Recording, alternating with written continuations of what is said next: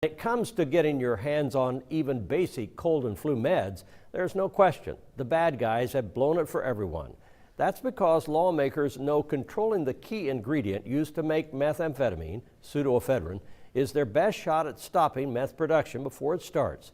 News 10's Brent Frazier is here now with lawmakers' renewed fight in this age-old problem. Brent? Mark, we already know we have to show ID to buy even over-the-counter meds with pseudoephedrine. Hoosiers are already limited in how much of the medicine they can buy month to month. And while there's renewed talk of cracking down even further on that limit, one veteran cop says requiring a doctor's order is the only thing close to a cure. Customers at JR Pharmacy know right up front a doctor's prescription is required to buy any product containing pseudoephedrine.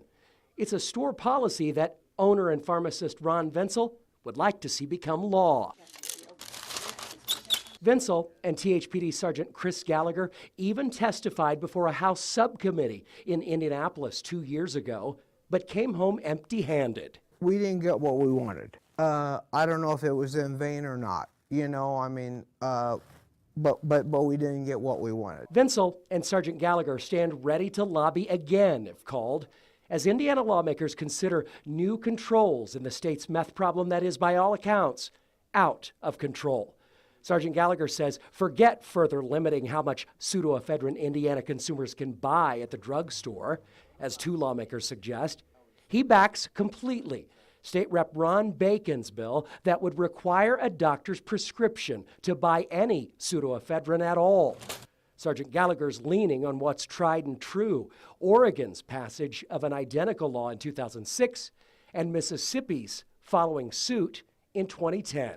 And what you're seeing there are not only drastic reductions in meth labs and meth arrests, you're seeing lower crime rates. And there's all sorts of data showing that this is effective. These men are sold on the idea of requiring an RX to buy pseudoephedrine, but there's another side to this political pill debate, including a reported majority of you, the consuming public, and this doctor from the State Medical Association.